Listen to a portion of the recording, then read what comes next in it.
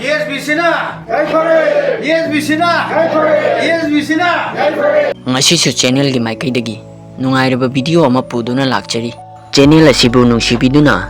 like amadi share subscribe sungsoi soidana tausanbiramo. Prithibida Honglakliba Singgi Manungda Selsisu Amani haibasida semjaba video amani. Mamang haida aikhoi miyoibana pot leibagi mawong asi amaga onthoknaduna pot leibagi mawong asi chatnarami masida aikhoina barter system hainasu khangnarami chawkhalakpagi matung inna yot matek yaithoktuna anasiki haiduna sel sijenabagi mawong asi amuk chanari hena amuk chawkhalakpagi paper currency masibu fiat currency hainasu kongnarami masidagi country lebak na pangnamda namlaga puthokpa yade lebak tugi population amadi property masigumba niyam kya amadi makhoida sel namduna puthoktuna khara hena khudong sahanbagi mawongda sel sijenaraki hojikti khamthengna chawkhalakliba 21st century era asidadi mayamna cryptocurrency hairagasu khangnaba digital currency haibagi matam adu laglabani aduna aikoina plastic card ama sijenaraga masibu aikoina ATM card hainasu khangnei masiga chuloinana GPay UPI masina chingba sijenaduna sel pithok pisin tawbagi mawong asi hub of the cryptocurrency hainasu khangnei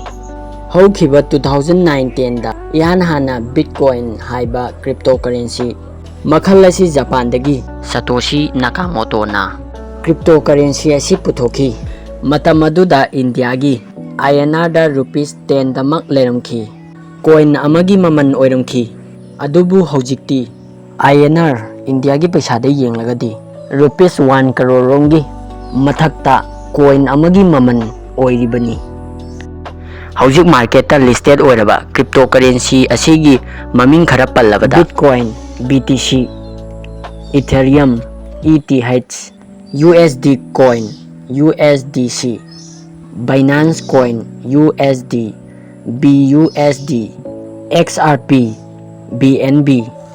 cryptocurrency kaya ama chaurakna 4000 hena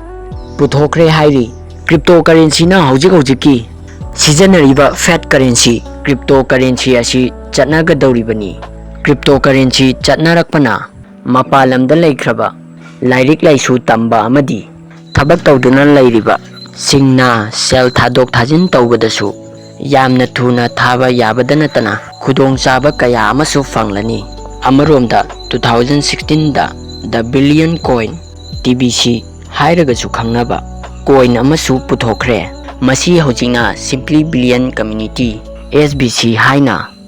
2023 da maming hongduna walda lairiba mipung khudimaksi chenjau paiba miyoi khara khaktagi khubak nungdagi nanthokpa ngamnaba community coin makhal ama oina puthokpani su haiba yai hairiba coin asi miyoi amana account amadagi hena hangba yadaba laininge haidana panglaidasu leiba yadaba coin amani community asina malem asida leita laira kayagi mateng kaya amasu pangkhre aduna community asina matungdasu leita laira kayagi mateng pangduna chawkhatpa manaba khunai amasu semgatnabagi thabak yangna changsali simply billion community SBC hairiba coin asina malemki oina coin asina mahut sinkidoribani masida mipung khudimangna SBC coin asibu paihoba yamna tangai fade haijari hojik malemda honglakliba digital era asigi semjaba video matek amani matungdasu masingumba nungai raba video kaya puduna lakchage